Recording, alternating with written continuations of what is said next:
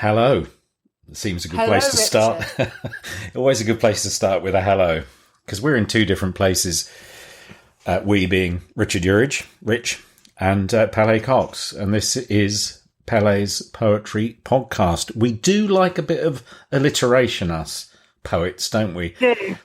Pele's Yes, we like Poetry the piece. Podcast. So we better start with you telling everybody, because I know, telling everybody who you are, and then I can tell them a bit about who I am and what the proposition here is. Okay, great. So I'm a poet. I've been a poet for about 20 years now. Started off writing in a small studio in Rome after a secretarial job in the Royal College of Art, which I managed to free myself from. And then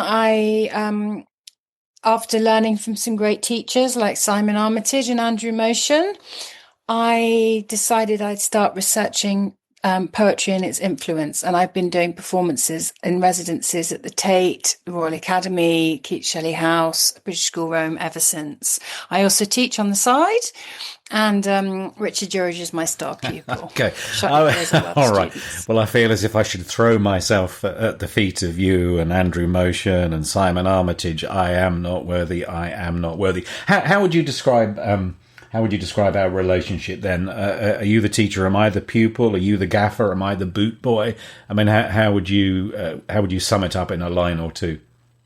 Well, cool. You know, like all great poets have had great teachers, right? I mean, not to blow my own trumpet, but Oh, blow what's away. remarkable about our relationship connection is that I taught you something and you blossomed beyond my wildest dreams. You now embody all the principles and ways to construct a beautiful poem beyond my hopes. Okay, I'll put that £10 note you asked for in the post and send it to you first class. I should say that I'm an old hack by comparison, old and hack. I was a journalist.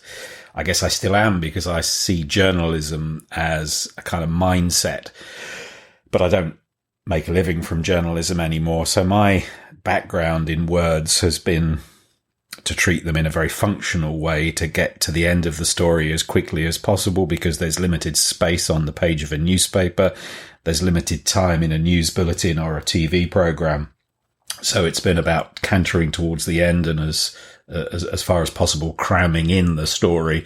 And I guess that is very different from the world that I now have one foot, at least one and a half, perhaps firmly in the world of poetry where the words are the common thing, but they're used very differently, or perhaps they're not. I don't know. Over to you.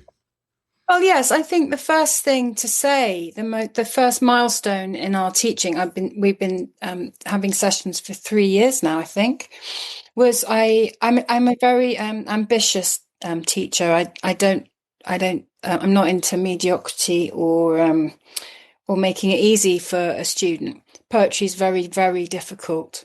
So one of the first things I asked Richard to do was learn a poem, because learning a poem by someone else who's far greater than you'll ever be is the best thing to make a start of finding your own voice. And I asked you, didn't I, Rich, to learn the whole of Fern Hill by Dylan Thomas. Tell me about that.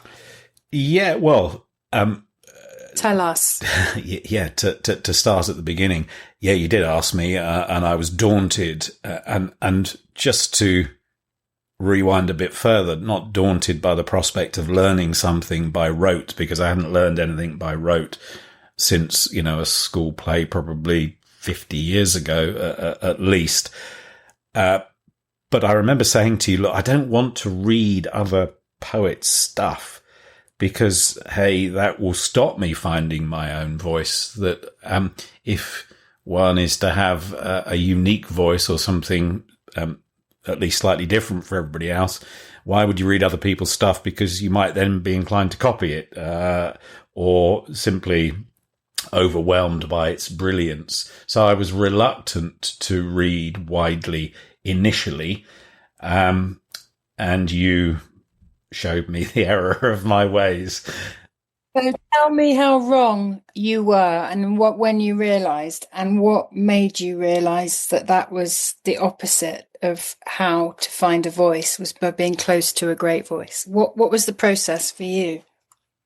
I guess the process for me was a bit like sort of picking up some woodworking tools and expecting to know how to use them without observing a fabulous joiner or carpenter or cabinet maker using those tools wisely and well to make something beautiful and functional. And that if you observe, as I did very closely, Fern Hill by Dylan Thomas, who I'm a bit obsessed about, and we should make a whole episode about my obsession with Dylan Thomas at some point, perhaps in this first series. But you can see somebody who was at the top of their game. All right, he was a bit of a drunkard, and he was a bit of a lad, and he sadly died very young. But he knew how to use words. Sorry, not but. And he knew how to use words. It's exactly because of those things that he was a drunkard and top of his game, and he died young, that he was so great in many ways. Don't you agree? I agree wholeheartely. And by seeing how he used words and his word choice and his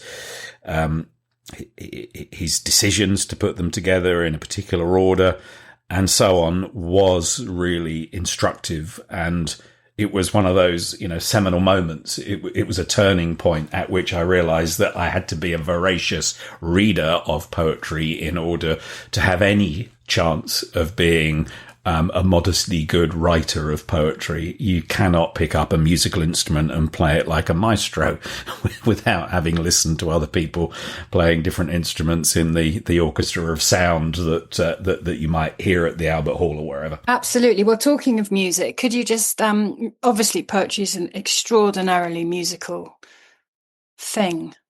Would you like to just recite your 6, 7, 8 favorite lines from that poem just right now, to prove that you learned it? Well, you've put me right on the spot here, because if you learn something, you should kind of know it for good, shouldn't you? And the fact is that I don't know it for good, because quite quickly I forget it. So if you can hear, dear listeners, the turning of pages here, it's because I'm panicking and I'm looking through a whole heap of things here and trying to find. Well, Dylan, he's here somewhere. Saying that there was one evening, we're also friends, obviously, when me and our wives and husbands were walking around Ludlow town after the pub, and Richard had his arms raised in the air and was reciting the poem as he walked round the market square.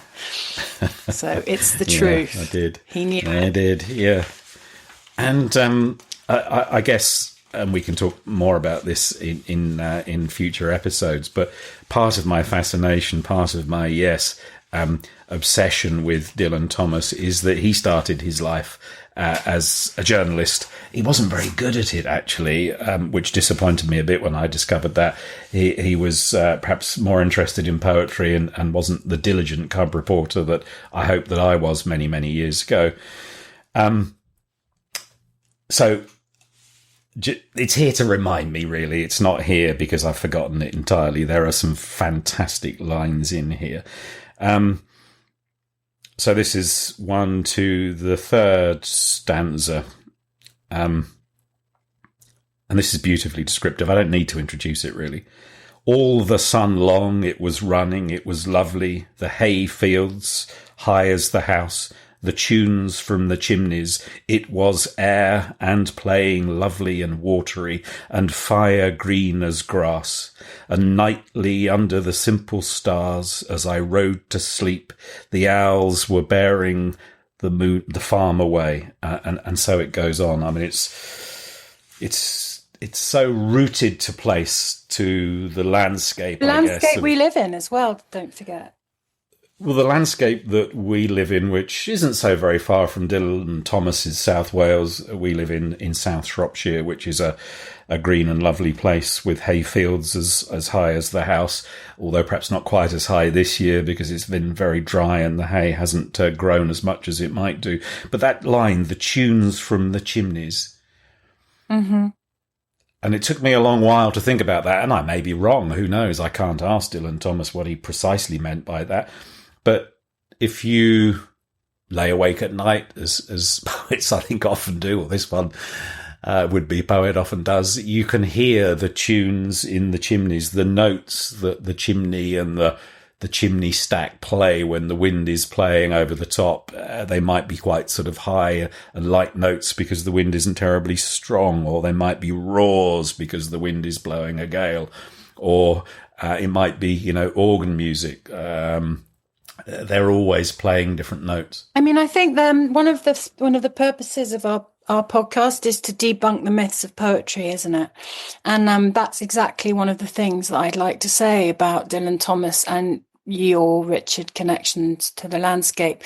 People think that poetry exists on the page, that it's slightly intimidating, that it sets a barrier between people who don't know it well and the poem itself. Actually, it's the opposite. It's a reflector of, in this case, the landscape that me and Richard live inside, and it gives voice to it.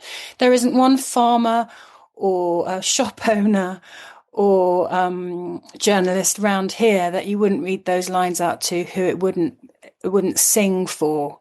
And I think that's a very important point, don't you, Richard? Absolutely. And there's that sort of outer landscape of place, which Dylan Thomas is very clearly rooted in, but also that internal landscape that you can, if you like, walk around and interrogate. And the thing I'd additionally say in response to your point about, I mean, you didn't say it precisely like this, but I'm paraphrasing, that poetry can be a bit precious and namby-pamby and prissy, that, you know, Dylan Thomas rolls up his sleeves, shows his muscles, and he's really, really muscular. You know, he's a poet's poet. He's a bloke's poet. Can I say that? You know, because of course poets can be male, they can be female, they can be anything they damn well want to be. But he's a poet's poet. He's this man's poet, at least. He's of the land. He's of his immediate environment.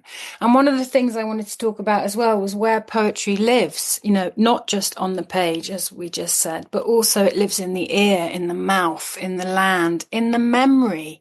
And for Richard to say this poem out loud and to absorb it internally, so it's running through his veins, and then be able to share it through his mouth back into the atmosphere, it's almost a cognitive experience, isn't it? It sets the brain free from all the confines of our everyday experience. And that's where real poetry lives, in the air around us and inside ourselves. The air playing lovely and watery and fire green as grass. The next verse, and then to awaken the farm like a wanderer white with the dew, come back, the cock on his shoulder. It was all shining. It was Adam and maiden. The sky gathered again and the sun grew round that very day.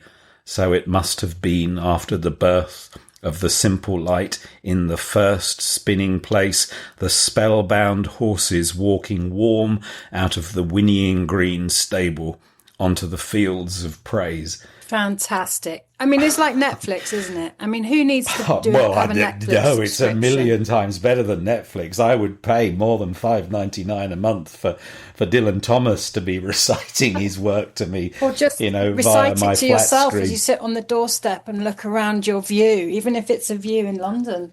You know, yeah, but that line, the spellbound, right? The spellbound horses walking warm, not just walking warm out of the whinnying green stable onto the fields of praise. I mean, it's cathedral-like, not because of that fields of praise, but just because of its majesty. It brings a tear to my eye, actually, and it brings a lump to the back of my throat. And I guess, you know, what is poetry? We don't shy away from the big questions here on Pele's Poetry Podcast. What is poetry is inextricably linked to, you know, what is a poem and who or what is a poet. But I mean, is there any kind of simple, easy answer to what constitutes a poem? Because that clearly constitutes a poem. But is there a definition that people could start with, that we could start with? Well, there's a lot, but my first one would be a poem is something that has read other poetry before it exists itself. Okay, that makes sense. So it goes back to the point that you ticked me off for originally, and that is you must read widely of other poets. Yeah, and also a poem is something that is hard work. A poem is not something that has had a scalpel used on it. That was a piece of prose once. It's something that lives internally in the poet, and then the last gesture is the putting down on the paper. Like, to me, I've always say this to my students. You know, I'm writing poetry all the time as a poet. I'm writing poetry when I go and get a pint of milk. I'm built like a poet.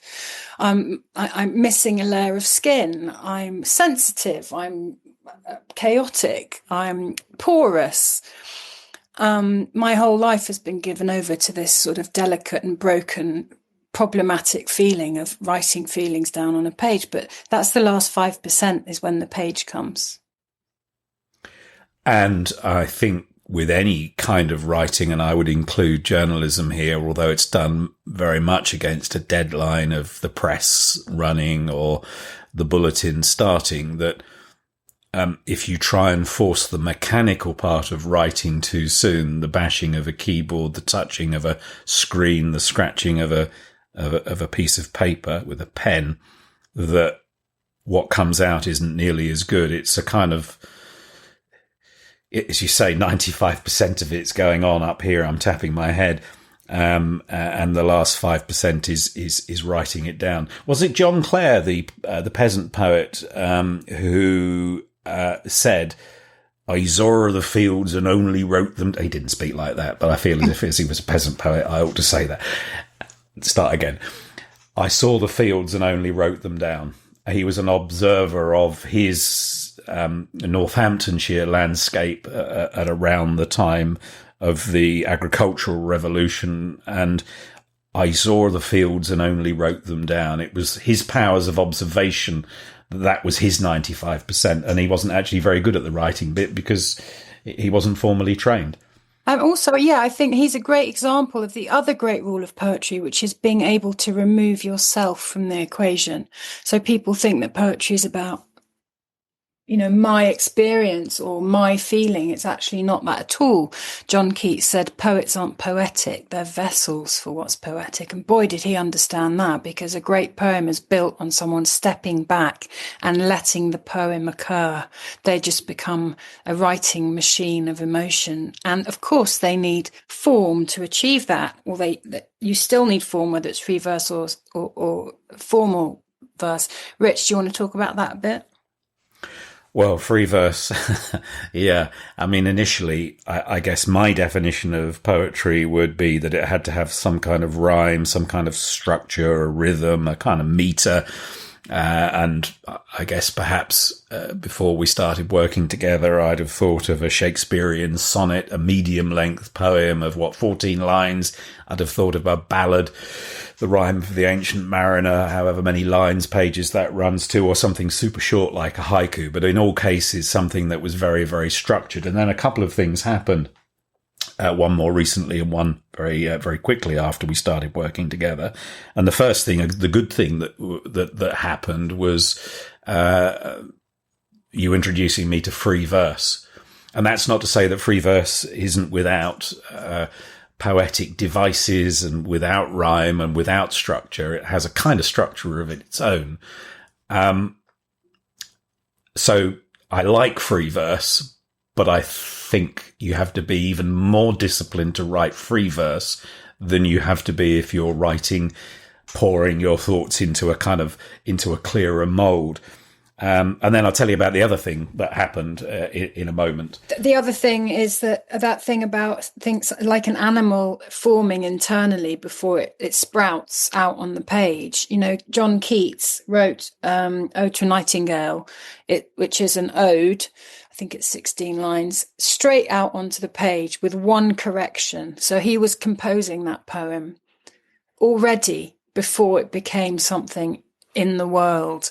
And I think that's true of free verse too, isn't it, Rich? You know, it's not like you can just write something down on a page. You have to have had a connection yourself, and then the page becomes the leader.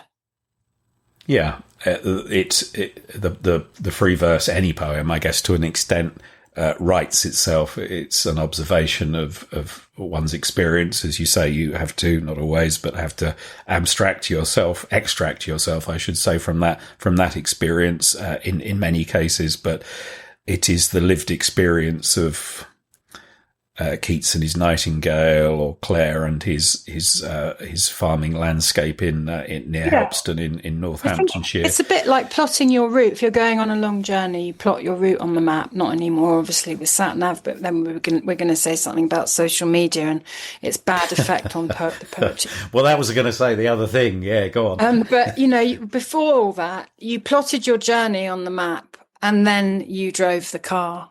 And it's a bit like you plot your journey internally with a poem, and then the page is the car that takes you on the journey, where there's structure and form and road and destination. Yeah. Yeah, that's a nice way of looking at it. So free verse was one of the two things that happened, which is a good thing. The second thing that happened, I think perhaps less good, if not downright bad, and that is the danger, the habit of people who are interested in poetry in, getting onto Instagram, let's say, and then following hashtag poetry, hashtag poem, hashtag poet, and being introduced to a whole wide world of stuff. Some of which, yeah, well, don't trust me, because it can be the thief of time, certainly.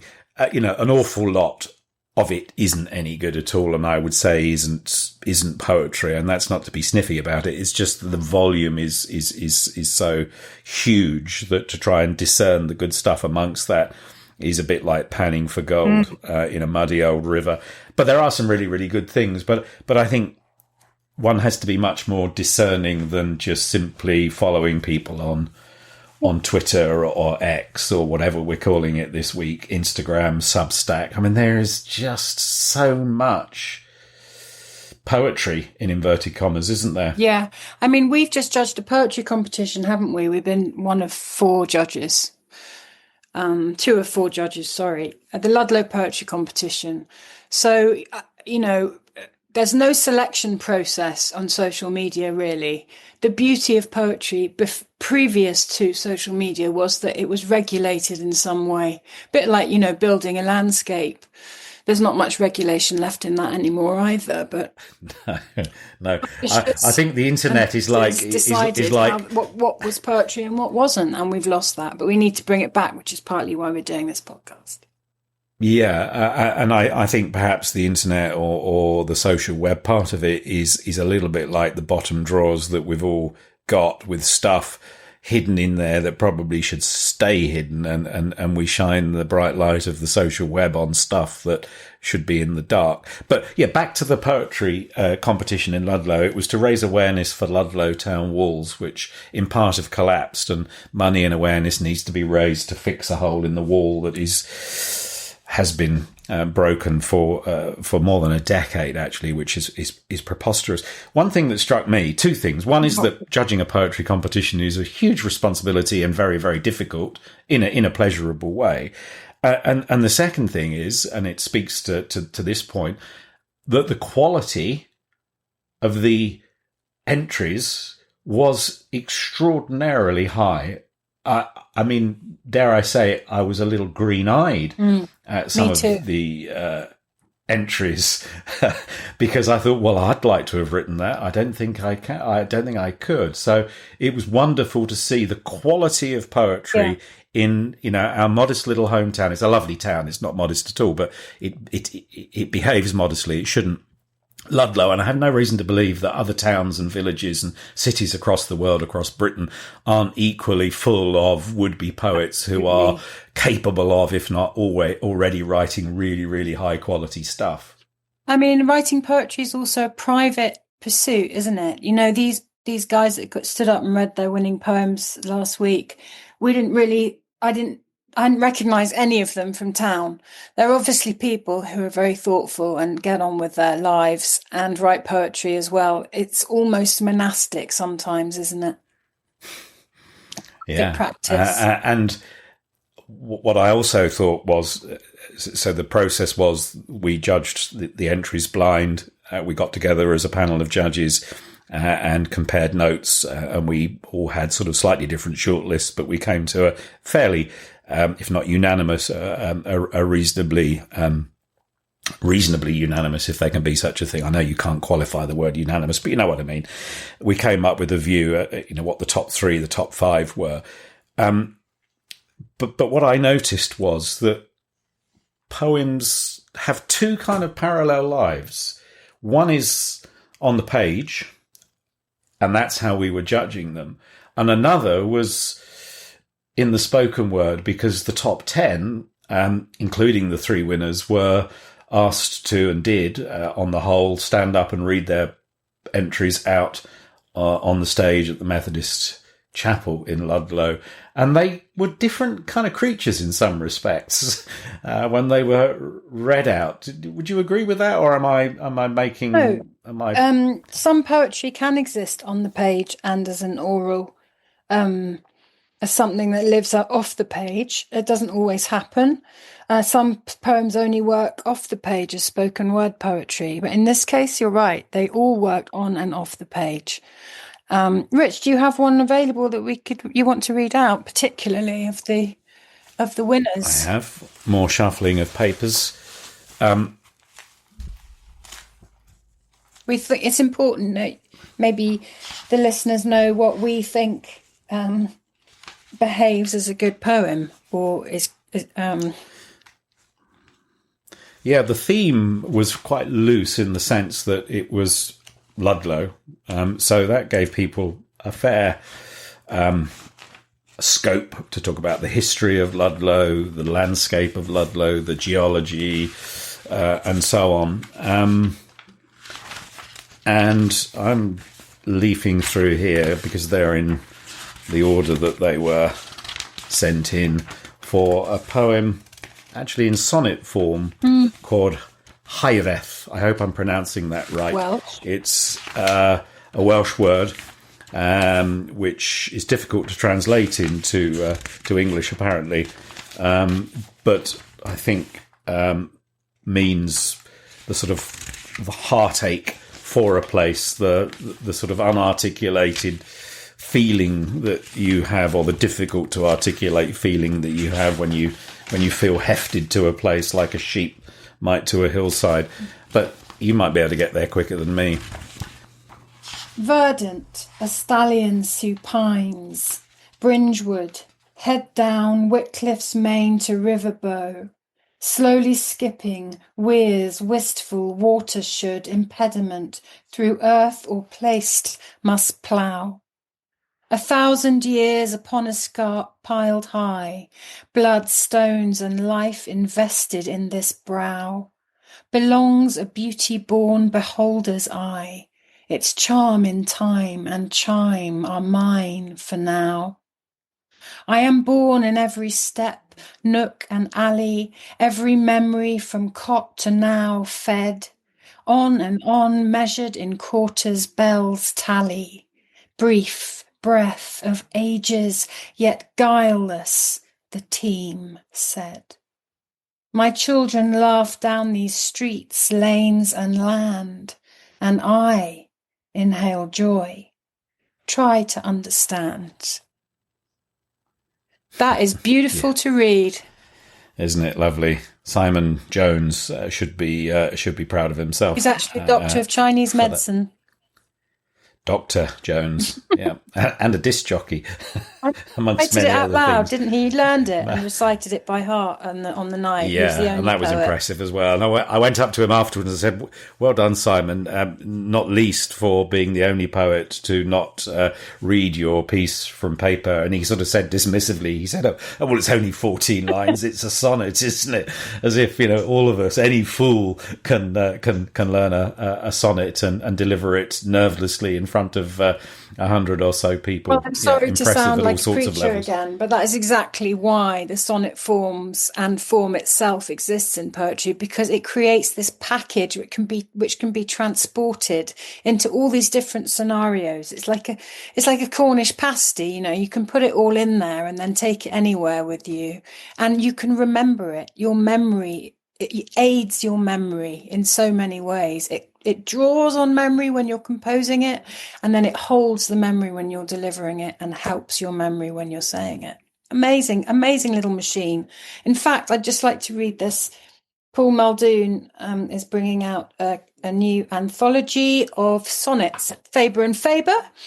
And this is the wonderful, most wonderful quote, which has been by Wordsworth, a quote by Wordsworth from a sonnet which has been written in a snake form on the back. In truth, the prison unto which we doom ourselves, no prison is. And hence for me in sundry moods 'twas pastime to be bound within the sonnet's scanty plot of ground.